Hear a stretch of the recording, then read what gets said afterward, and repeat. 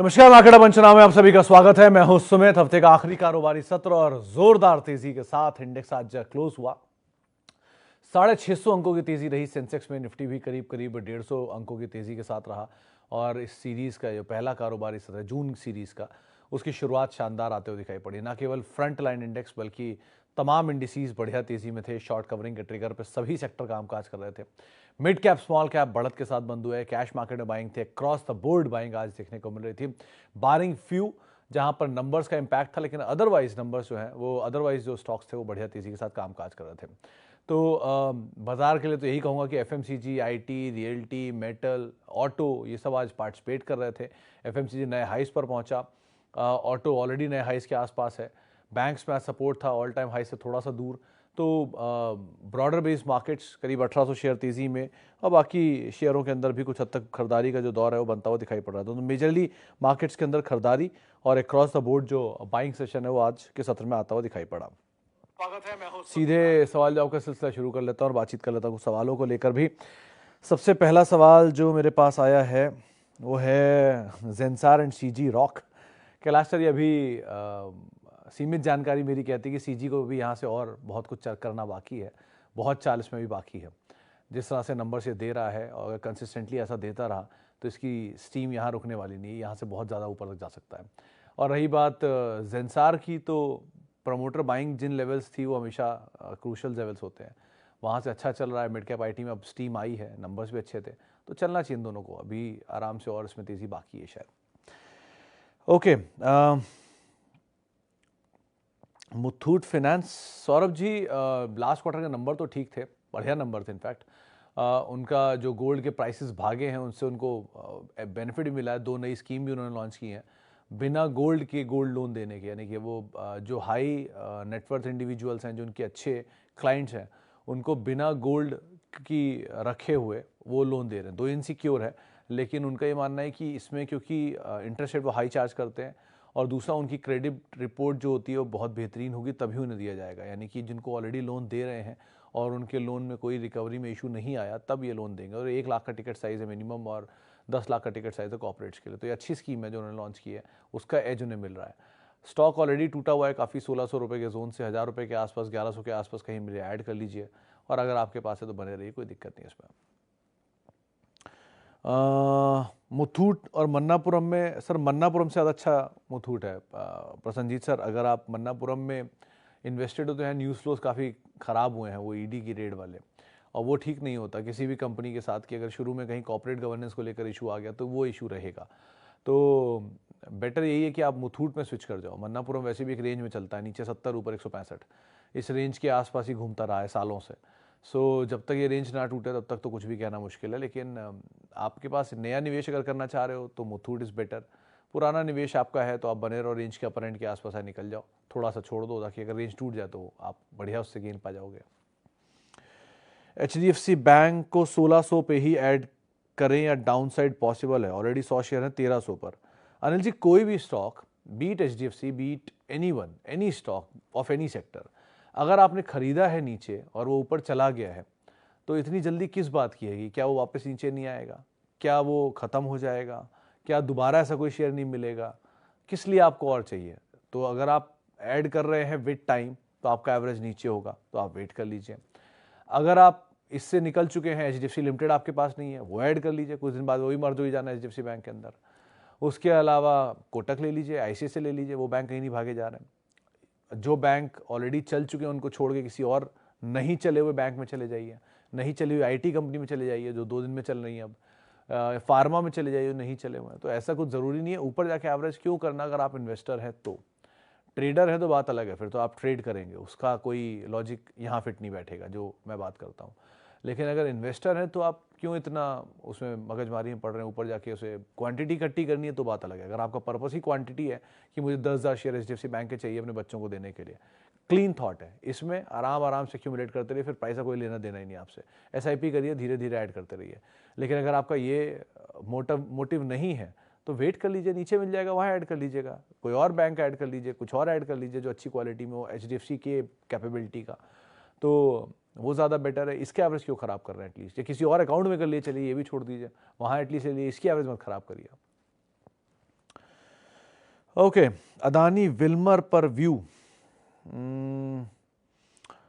Saurabh sir, Adani Wilmer के case में कुछ चीज़ें अच्छी हैं, कुछ चीज़ें बुरी हैं। अच्छी चीज़ ये है कि करेक्ट हो गया है, पहली चीज़ वन हायर लेवल से बहुत, तो वैल्यूएशन का जो प्रीमियम कमांड कर रहा था वो प्रीमियम आज भी है, लेकिन कुछ शेड हुआ है पहले से। दो, प्रॉफिट मेकिंग कंपनी है, बाकी ग्रुप कंपनीज की तरह लो प्रॉफिट मेकिंग नहीं है, हाई प्रॉफिट मेकिंग कंपनी है और high cash flow generating company है ईयरली बेसिस पर, ये एक दो क्वार्टर की बात छोड़ दीजिए। थ्री, एक्विजिशन बहुत सारे किए हैं, चाहे राइस मिल स्पेस में हो, वीट स्पेस में हो। आज ये खबर आई थी कि उन्होंने वीट कारोबार में फॉर्चून के नाम से एक्सपैंड कर दिया है, तो डिस्ट्रीब्यूशन इनके पास है ही, उसमें ऑयल जाता ही है फॉर्चून का, तो उसके थ्रू ये वहाँ भी पहुँचा देंगे। और क्योंकि इनके पास बैकवर्ड इंटीग्रेशन है तो मार्जिन इनके ठीक रहेंगे गोइंग फॉरवर्ड सिचुएशन वाइज। खराब क्या है, प्रमोटर की होल्डिंग ज़्यादा है, 3 साल का समय है, हिस्सेदारी बेचनी है, सेबी का नॉर्म है, जो ऑलरेडी एक हैंगओवर गया है। अभी LIC के ऊपर भी रहेगा, लेकिन LIC छोड़ दी, ये थोड़े दिन पहले मान्यवर के ऊपर से होकर गया है।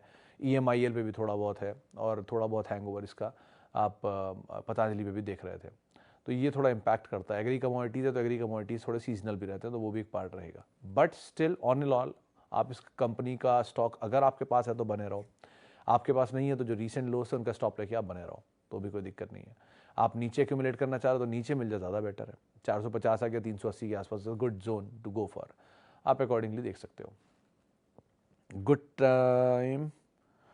PFC REC केस में सर, PFC का तो नंबर ही आने वाला है जयंत सर, आज नहीं कल नंबर है, तो नंबर तो आ जाने दीजिए, उसके बाद देखिएगा। वैसे ज़्यादातर डिविडेंड प्ले के लिए यूज़ होते हैं, इसमें कोई बड़े फायरवर्क की उम्मीद मत रखिएगा।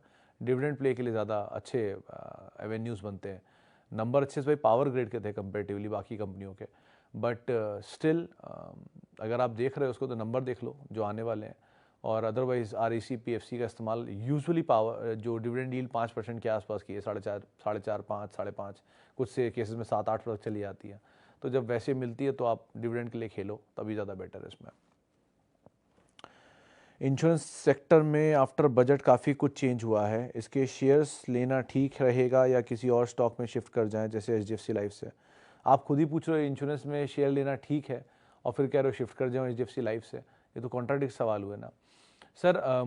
मुझे नहीं पता कि आप लोग कितने एवेन्यूज़ के लिए शेयर लेते हो, लेकिन 2-3 तरह के पर्पस होते हैं स्टॉक लेने के। पहला, बच्चों के फ्यूचर के लिए, शादी के लिए, या अपने 20 साल 15 साल बाद की जो सेविंग्स हैं उनके यूज़ करने के लिए, यानी कि लॉन्ग टर्म गोल्स के लिए। दूसरा, आप ट्रेडर हो तो फिर तो इंट्राडे ही होता है, फिर तो कोई लेना देना ही नहीं। तीसरा, मीडियम टर्म, थोड़ा बहुत गेन आया निकल गया। अब अगर आप वेल्थ क्रिएशन के लिए सोचते हो तो वेल्थ क्रिएशन के स्टॉक्स अलग तरह के होते हैं जिनको आप एक्यूमुलेट करते हो और फ्यूचर स्टोरी को इनकैश करते हो। आज ऑटोमोबाइल में बजाज ऑटो ऐसी कंपनी को लोग पिक कर लेते हैं, कंसीडरिंग कि वो EV में बड़ा काम करेगा, और EV का भी फ्यूचर किसी को इतना ठीक से पता भी नहीं है, क्या सिचुएशन सिनेरियो चल रही है। गाड़ियाँ बिक रही हैं लेकिन कितनी, टू व्हीलर में, या ज़्यादा नॉन ब्रांडेड कंपनी से कंपटीशन है या ज़्यादा ब्रांडेड कंपनी से कंपटीशन है, क्योंकि जितनी लिस्टेड कंपनियाँ उनकी EV में सिर्फ टाटा मोटर्स है, इसका बहुत स्ट्रॉन्ग डोमिनेंस है, कि बाकी किसी का नहीं है। तो फ्यूचर को देखकर आप आज प्रेजेंट में फैसला लेते हो। तो अगर इंडिया का पेनिट्रेशन इंश्योरेंस का बढ़ता है तो इंश्योरेंस की डिमांड आनी चाहिए और कंपनियों की डिमांड भी आनी चाहिए। 1 साल 2 साल 4 साल ये स्टोरी इतनी आसानी से प्ले नहीं करेगी, इसमें टाइम लगेगा। अब रही बात इस साल का, ये बजट में जो फैसला लिया गया था वो HDFC लाइफ के लिए ठीक नहीं था, इसलिए इस पर इतना स्ट्रांगली रिएक्ट करके गया। लास्ट क्वार्टर के नंबर अच्छे आने ही थे, क्योंकि ऑब्वियसली बात है Q4 होता है, हम सभी टैक्स प्लानिंग के लिए इंश्योरेंस लेते हैं, तो उसका सारा इम्पैक्ट उसी महीने में या Q4 के अंदर ही आता है, वो दिखाई पड़ गया। Q1 से इम्पैक्ट आएगा तो नंबर थोड़े वीक होने भी चाहिए HDFC लाइफ के। रही बात आपका एक्यूमुलेशन है, यानी कि लॉन्ग टर्म के लिए आप शेयर एक्यूमुलेट कर रहे हो, तो एक क्वांटिटी एक्यूमुलेट करके शांति से बैठ जाओ। आपको लगता है कि नहीं ये कंपनी ठीक नहीं है, आप SBI लाइफ में जा सकते हो। अगर आपको लगता है कि नहीं सबसे सेफ जाना, तो LIC भी है ही, वो चले या ना चले दैट्स अ डिफरेंट थिंग, लेकिन सबसे सेफ सेट तो वही है फिलहाल। बाकी प्रोज एंड कॉन्स आपको बता ही दिए हैं, आप कॉल अकॉर्डिंग ले सकते हो। ये एक चीज़ और ध्यान रखना कि पूरा ग्रुप अभी कंसोलिडेशन में है, HDFC ग्रुप, तो जब तक कंसोलिडेशन चलेगा इस ग्रुप में स्टॉक ऐसी रेंज बाउंड ही घूमेंगे। जैसी कंसोलिडेशन खत्म होगा उसके बाद की सिचुएशन क्लियर होगी किसको पैसा कहाँ डालना है, क्योंकि एक एंटिटी ग्रुप में से कम हो जाएगी। तो HDFC ग्रुप की एंटिटीज़ कम होंगी, तो ग्रुप से रिलेटेड या जिसको ग्रुप में पैसा डालना है वो पैसा कहाँ डालेंगे, आप उसका जजमेंट उस समय पर लेना।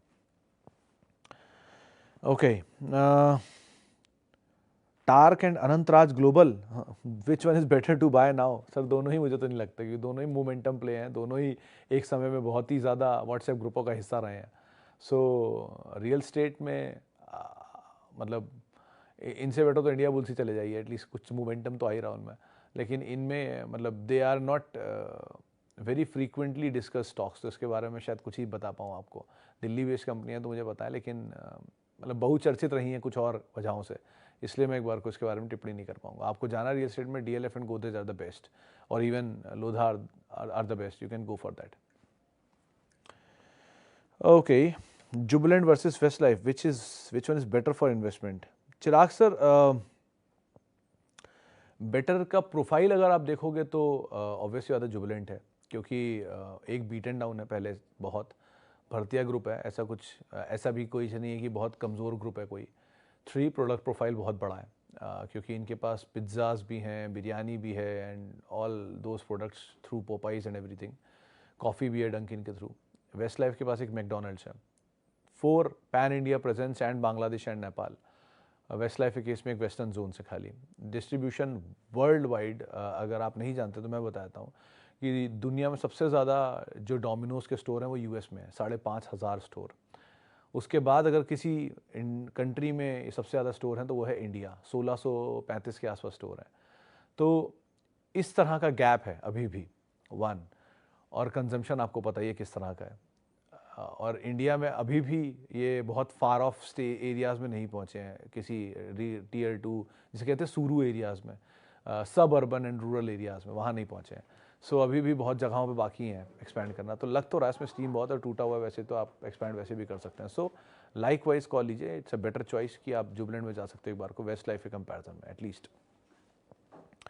Does this new rise in market look sustainable this time? Venus Pipe, APL Apollo as core portfolio stock. APL can be. Venus के केस में मोमेंटम को आप पिक करिएगा. APL is a better. वैसे पाइप स्टॉक के numbers अच्छे हैं इस बारी, तो जब तक आपको राइड मिल रहा है मज़े करिए. उसके बाद कोर पोर्टफोलियो का हिस्सा आप हमेशा उनको रखिएगा जो सबसे मजबूत बैलेंस शीट रखते हो. तो अगर वो मजबूत बैलेंस शीट है तो आप ज़रूर रखे रहिए. वैसे APL अपोलो कंपेरेटिवली इन दोनों में बेटर है.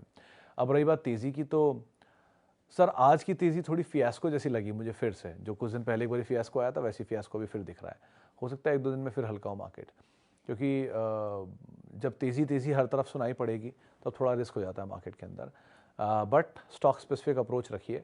इंडेक्स ठीक है अपनी जगह चल रहा है, लेकिन स्टॉक स्पेसिफिक मार्केट्स में रहना इस समय पर ज़्यादा औचित्य देगा आपको. जिनके अच्छे नंबर्स आए उनके साथ रहिए इस क्वार्टर में, एटलीस्ट एक क्वार्टर के लिए सिचुएशन क्लियर हो चुकी है उनकी. जिनके नंबर्स कमज़ोर है उनको थोड़ा साइडलाइन होने दीजिए, थोड़े कूल ऑफ होने दीजिए, उनके अंदर सिचुएशन क्लियर हो जाए, उसके बाद आप जाइए, ज़्यादा बेटर है. नीजक रिएक्शन में मत एंटर करिएगा. नीजक रिएक्शन में ट्रेडर एंटर करते हैं, नीजक रिएक्शन में आप एंटर मत करिएगा. थोड़ा रिएक्शन हो जाए, कूल ऑफ हो जाए, रेंज पूरी हो जाए, उसके बाद आप एंटर करिए, ज़्यादा बेटर है. IB रियल 55 से 63 आया सर, इस्तेमाल करिए तेज़ी का. अगर आपको पैसा बन रहा है तो आप यहाँ से निकल सकते हैं, किसी और शेयर में एंटर कर जाएं, ज़्यादा बेटर है. लेकिन मोमेंटम है, मोमेंटम जहाँ तक लेके जाए स्टॉप लॉस को ट्रेल करते रहिए. अगर मान लीजिए आपने 53 रुपये का लिया है और से 60, 66, 67 रुपये आ गया तो 59 आपका स्टॉप लॉस होगा. से ये 70 पार कर जाए तो 65 का स्टॉप लॉस होगा. तो ऐसे करके ट्रेल करते रहिए स्टॉप लॉस को, जहाँ स्टॉप लॉस ट्रिगर वो आपका था. ओके, इसके अलावा गुफिक फार्मा, गुफिक बायो नहीं सर, मतलब ये दीज आर स्मॉल कैप और ये लास्ट लैग वाले स्टॉक हैं, क्योंकि बहुत ज़्यादा स्मॉल कैप टूटे पड़े हैं, इसलिए पुल बैक आपको बहुत तेज़ दिख रहा है. लेकिन कहीं भी मोमेंटम मिले तो निकलिएगा इनमें.